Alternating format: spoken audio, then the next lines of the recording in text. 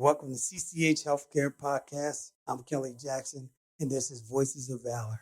Today we're at Scarlet Oaks. We're inside their chapel mansion. Yes, there's a chapel inside of the mansion. And we're going to be interviewing Bradley Defoor today. But before we get started with that, I want to remind you about our merch, the merchandise, the Voices of Valor t-shirts.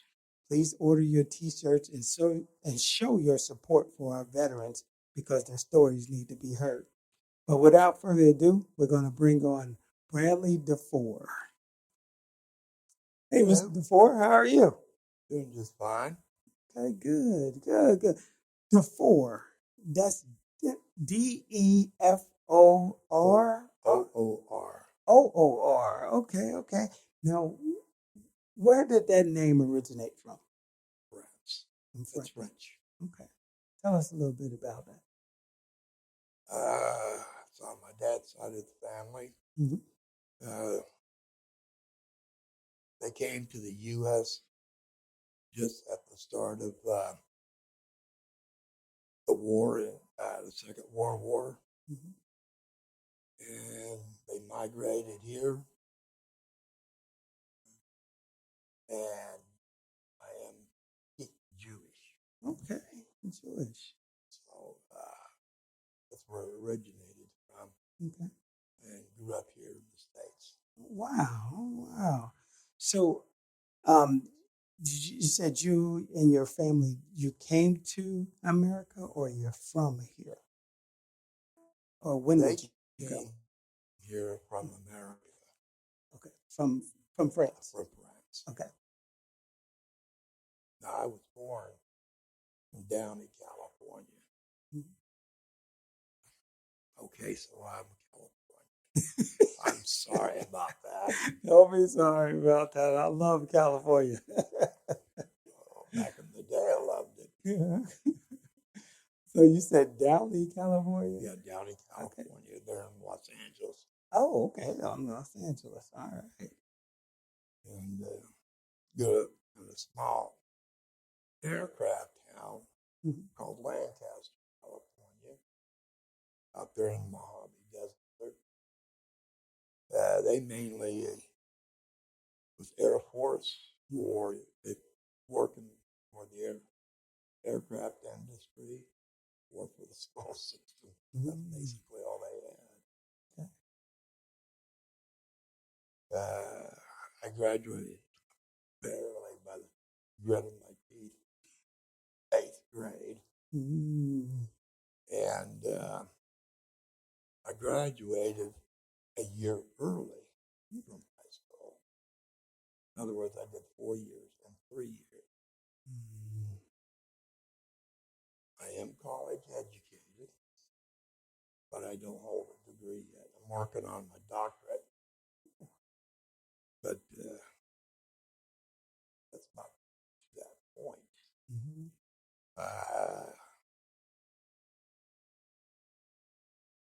I was mainly raised by my grandmother.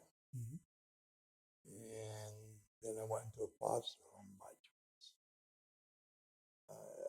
She was getting too old for me. I was getting too big. And I needed to see what a family atmosphere was like. But that I was scared. I didn't know what was going to happen to me after I graduated. So that's why the urgency to get in the military after graduation. Before we get to the military part, so how long before you moved to Cincinnati? Tell us about that. I didn't move to Cincinnati. I worked for a number of years doing heavy haul, oversized equipment, across 48 states, Canada, and Alaska. Yes, ice road trucker. And I was pulling an oversized load that was out of California going to Pennsylvania. And I was northbound on 75 when I started choking and I couldn't catch my breath. I was wanting to try to get to the side of the road and stop the truck before I pass out. So I went over. Right. Well, I got to saw the tape of my ride, and I passed out before I could stop the truck. Wow. I spilled my load. I damaged both truck, trailer, and the cargo. I was flown from, I can't remember the name of the town south of Cincinnati in Kentucky, over to an emergency room in Cincinnati. And that's where I've been ever since. Wow. And the accident was January 7th of 22. Wow. That's a lot, buddy. That's a lot. So tell us about when you joined the military or decided to join the military. A friend of mine was fixing to go in the military, and he was wanting to go in the Army, 82nd Airborne, and I thought that would be the trick to do. And as I got started and during boot camp, I was having eye problems. So they was going to discharge me out of the Army. But I went to the Navy and proved it. It's just eye problems that can be corrected. So I spent the rest of my time in the Navy. Basically from August of 73 to February of 77. And I loved it. Should have stayed in, but I didn't. Hindsight's perfect. But I was a boatswain's mate. And I mainly did Liberty boats, where, of course, I got assigned to the old man's Liberty boat. It's OCMB, 32-footer. And I would transport basically officers from ship to shore. Then if there was room available, the enlisted personnel. And sometimes it's some first serve. But was required to operate several other type of small watercraft, called an OCMB-6 and an OCMB-8. Like the great big old cargo boats that you can either haul cargo or, people, like the military, what they used in World War II. That you see in movies where they're the front of the boat would drop down and all these soldiers have to go do their thing. But basically that. And then in the latter part of my enlistment, they transferred me to a AJ A-35 jets there in Oceana, Virginia. And we was attached to the ship. The original ship was the USS Nimitz as the first set sail. So that was a ride, man. Tell us about it. That ship was massive. I heard of it. And I loved to roller skate. My roller skate and roller rinks. Mm-hmm. But I also like, would roller skate in the streets or on sidewalks, especially if they were smooth, because I went backwards and was the very first person to roller skate on the flight deck of the USS Nimitz. Wow. Okay, bragging rights. But after my enlistment, I went into various forms of employment, from harvesting wheat and corn during the summers, and then commercial construction, where did a lot of bridge work and then road work, where we would lay asphalt on new roads or resurface old roads, and then custom home building,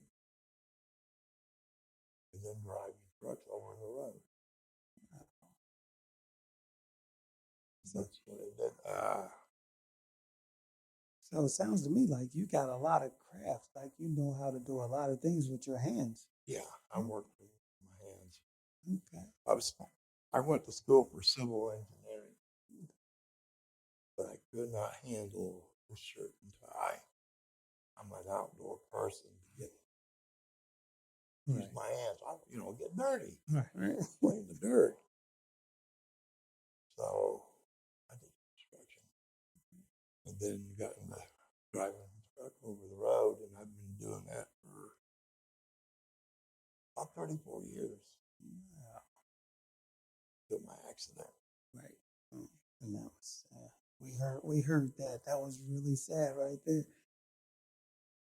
And tell us a little bit about, did you get to travel a lot while you was in the military? While we were in the Navy,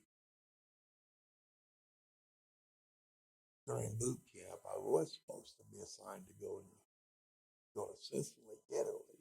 Mm-hmm. Never saw it. But I did get to go to Naples, Italy.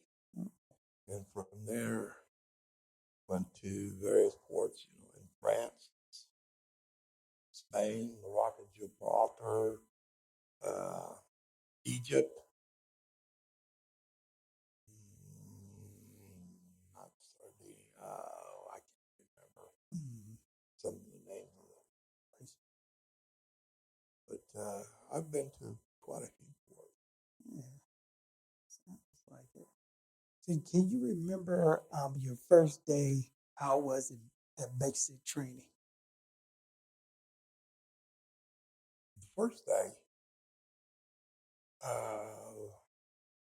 was just trying to get uniforms, get our stuff together, get dusted, for various body printers. We'll just put it like that. And then our bunk assignments, and then trying to get everything put away, beds made, and stand at attention, at ease, salute, march. But in basic, though, to me, it was a cakewalk. It was easy. Physically, there was not that much physical requirement. It was more classroom, because you had to take a lot of classes. So we got instructed, on various subject matters during the course of the enlistment, and then we'd spend time marching and formations and stuff. But I enjoyed every bit of it. Okay, that's good. And I'd highly recommend going. Mainly because of boot camp. Right. So you was in the Army first, and then you went into the Navy? Yeah. But how was the Army? I was scared. Extremely confused. it's just the way I handle and process information. I have a speech impediment, you might be able to tell. Attention deficit disorder, which was diagnosed with. So I have to do things at my pace that I'm able to. Like math, I took to that like a duck to water. But English, literature, history, I was dead for water. So, but it was just a mental trying to learn and restructure how to take orders, just watch everybody else and copy them. Go from there. So how was, what was your military job? You was in the military? I operate motorboats. Okay. That was basically that, going from ship to shore. And of course, we did have to do some, physical structural repair to the boat, keep them clean and painted. Right. Sometimes we'd have to help out the mechanic, but just going from ship to shore. Did you ever get to see any action while you was in the military? No, I got in about the tail end of the Vietnam War, so I didn't get to really see the action, except for the Marines and when they were on.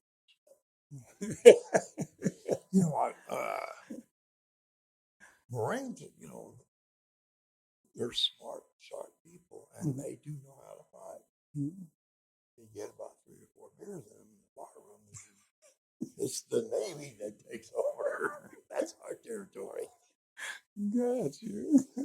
But we tried to make the best of the situation and go from there. Good. So tell us, what were some of your most memorable moments when you was in the service?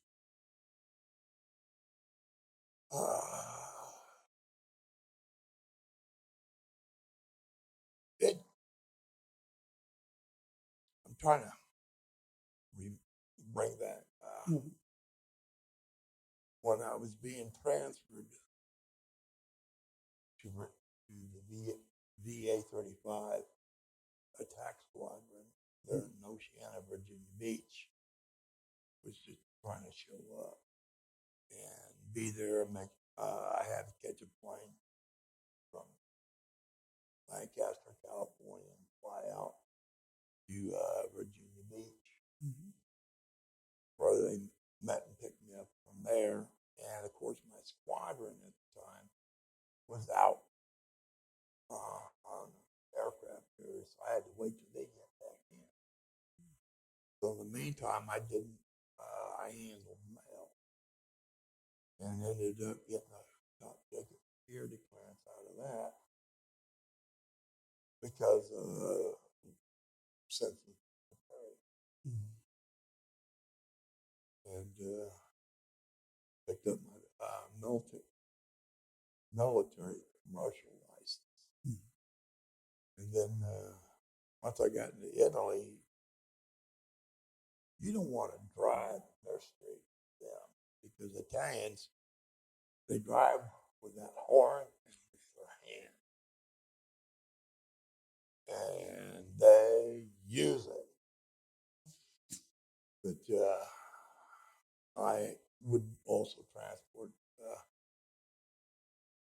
our football and soccer team, from ship and to shore, and then boats, the bus, you could say, from the shore landing point onto wherever we were supposed to go for either practice or for a game. If you can go back into the military and do it all over again, would you? Yes, I would. I really would. Because if you can get in, and once you get started and complete your first enlistment, stay in because you basically got it made. Granted, the pay is not that great, but as you gain rank, you get more pay. And the higher the rank, the higher they pay. That's good. That's good. So, another question I just had for you. I'm just trying to understand when it comes to the military. So, how was it for you transitioning back to civilian life?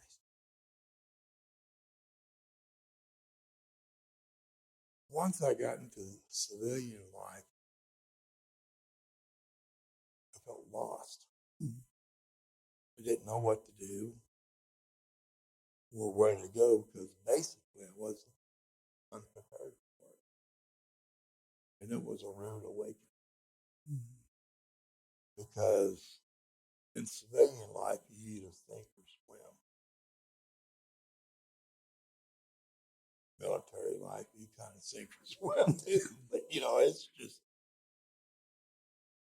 the degree of what's available, what you can learn.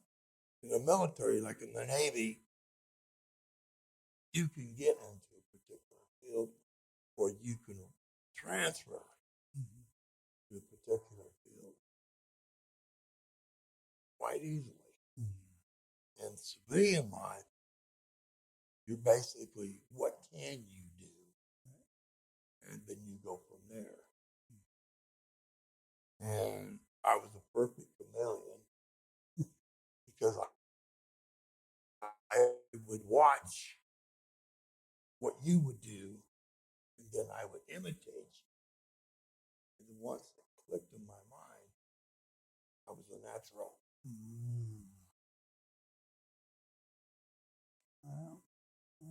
So, how was the food in the Navy? Aboard the destroyer 10 that I was first on, the food was acceptable.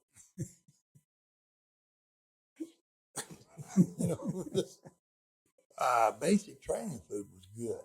Oh, wow. But once I got aboard ship, it was not as good as it could be. Gotcha. And you got basically what they served you instead of going back for seconds and thirds. They kind of frowned on that. But aboard the Nimitz, there were times that we had surf and turf on Friday, where they would have lobster or steak. Oh, wow. Okay. So it turned out pretty good. If you left hungry, that's your own fault.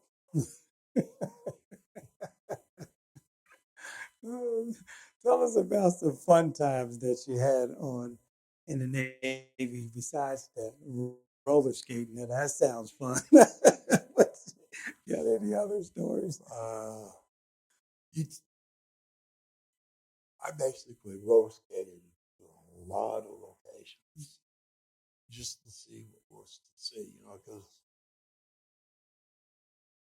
low pay, just starting out, you can't really afford a taxi cab to take you everywhere you need to go. When you got off base.